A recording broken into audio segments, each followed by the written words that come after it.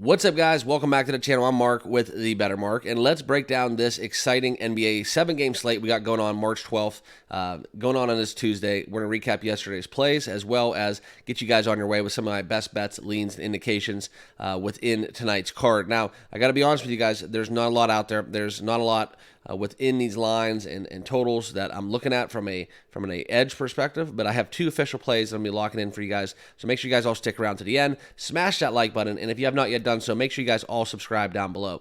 Now, what's important is this is when we're going to be running our channel giveaway. Details down below in the pinned comment. Enter for a chance to win a free jersey courtesy of Fanatics.com, shipped directly to you. Links down below, and then you can go over to my page on X, give me a follow, and follow those instructions for a chance to win a jersey come after Selection Sunday for the March Madness tournament. All right, but we're getting into 1,000+ subs. This is a great territory to be in. The channel is growing very fast. Testament to you guys. So make sure you guys all smash that like button down below and subscribe to the channel, okay?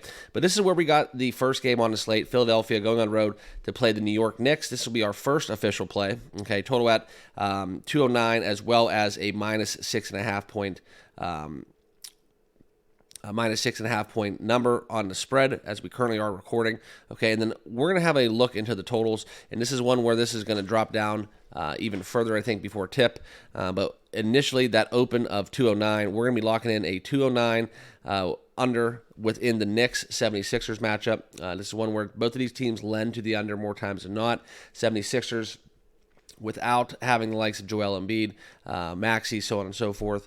It's one where we've seen this number go extremely low within some of these Knicks games, and this game was just recently played, actually, where we did have a low number in total in that contest, okay, where it was 79-73. So a little play off that. We're going to keep it going. We're going to keep that same trend line going and try to get another cash on an under 209 as my first official play.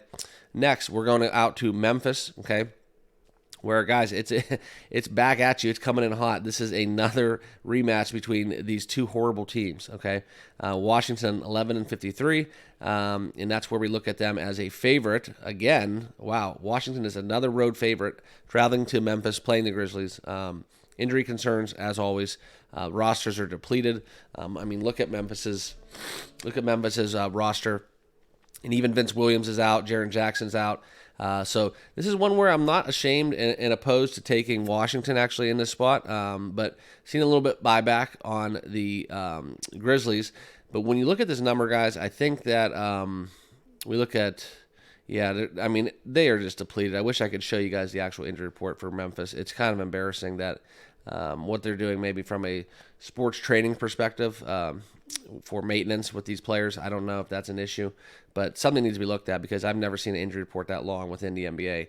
Okay, but yeah, so that's kind of where we're at, and it's one where you look at Washington laying 2 on the road. It's not an official play, but it is a lean that I would be taking the Wizards despite that full-blown tank mode in this contest, okay? Next, we're going to get into the Pacers-Oklahoma City game, one where we look at two of the highest scoring teams in the NBA, Thunder getting it done more so on the defensive front. And the Pacers have been kind of one of those teams that they haven't really been scoring much as of lately. Both teams, though, lend to the over in terms of a trend line, 34-31 for the Pacers, and 27-2 for the Thunder. So Thunder are a great over cover team, and that's why we're reflecting that with a total of 241, okay? But look at some of the recent last performances, guys. Indiana failing to get up into the 230s a lot. Same thing goes for Oklahoma City. So it's going to be very fascinating to see these both of these teams clash in this contest and see exactly what goes down. This might be a little bit too many points for me, though, with the Pacers. The +7 mark is something where I definitely like an edge and a lean taking the 7 points on the road with the Pacers. And we're seeing this over sitting at 241, okay? And that has rose since the initial open of 236.5 that we saw a little bit ago. So that's one where we're seeing a lot of money fly into the over. Whether this is bettable right now at this moment in time is another question. That's a 4.5 point swing on the total. So I'd love to play the over. I would love to lock it in at 236.5, but that number has kind of moved out of control. So in looking at the lines now, I'll pull it up for you guys. We're seeing 241s out there, and that's something where it just has moved a little bit too much for me, and that is up on the upper echelon of where I'm willing to go for a total. So no official play in this contest as well.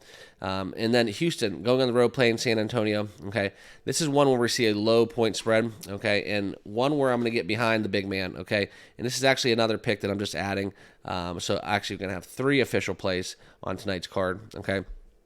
But we're going to get behind the prop market, go back to the well, one where we look at the Spurs, we look at Victor Wembanyama, what he's able to do. I just needed to check out his minutes, see if there's been a minutes restriction and what they've done. And maybe on a back-to-back it's a little different, but he did play 31 minutes.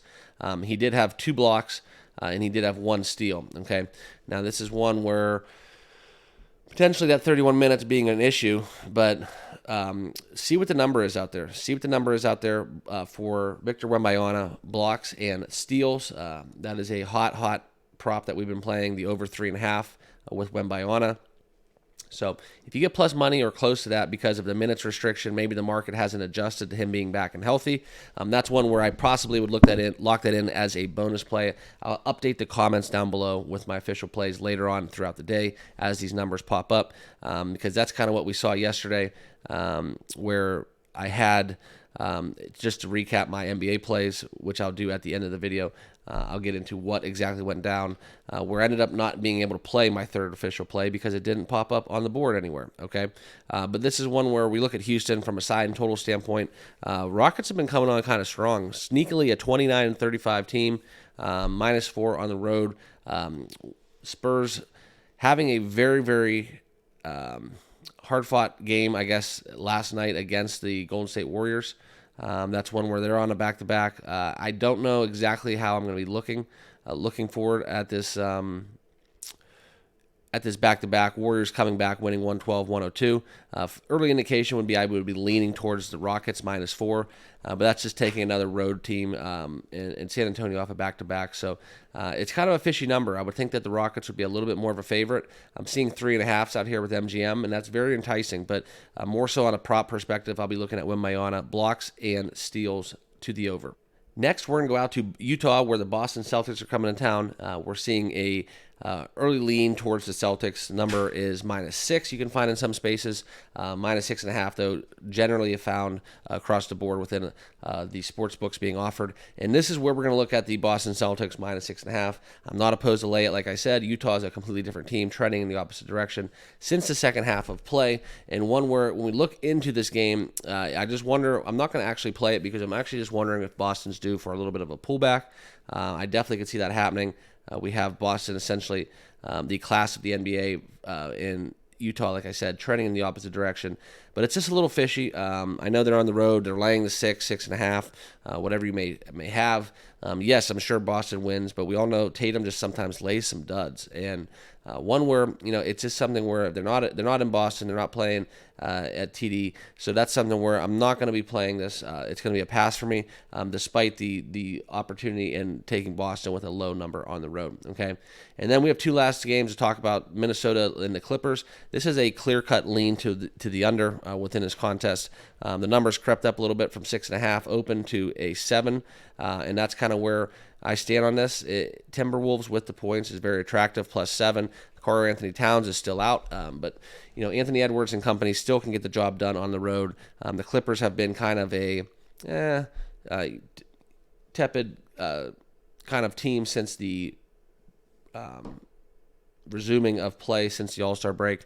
One where I don't look for more side of a total, but I'm going to look at the possible under 215 within this play, but no official play. And then lastly, guys, we're going to get into the Sacramento Kings hosting the Milwaukee Bucks, and this is one where we're going to go Kings money line. Okay, I'm not scared to do it. We're going to go out on a limb a little bit. Kings money line to wrap up my last official play for tonight's contest. They're getting 2.5 at home. We're going to take the home dog money line. Look to obtain some value within that play. Milwaukee has been one of the teams that has been coming on strong. I think Doc Rivers has that defense in the right direction, but I'm going to lock in Sacramento money line.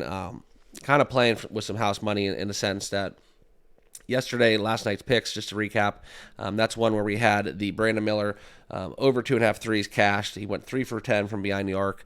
Also, we had the Denver game that was actually a blowout and one where I'm kicking myself a little bit because the other total that I really loved yesterday was the Dallas Mavericks against the Bulls, and that was never in question. And I actually misspoke in my video because I liked them both, and I actually said that Dallas and the Bulls was official play, but it actually wasn't. So that would be my second. And then I could not find that Delano prop within the points, rebounds, and assists. I've checked every books. I went to a physical sports book yesterday, and the Delano Bannon points, rebounds, and assists was just not offered, so I couldn't get that one in. If you guys ended up betting that, let me know. I think he ended up with 14 in that game, but I could not find a number out there, and I think that was because he came off the bench, so I just don't think they were offering it readily to anybody in any market because they couldn't really handicap how many minutes he was going to play and set that number after him eclipsing a couple big spots as a starter. So that about wraps up my official plays. I'll have the comments box updated throughout the day, let you guys know exactly what I lock in. Okay, but those are my official plays within the association. Hope you guys are all doing well. Go cash some tickets. Subscribe down below, and we'll see you guys all in the next video. Cheers.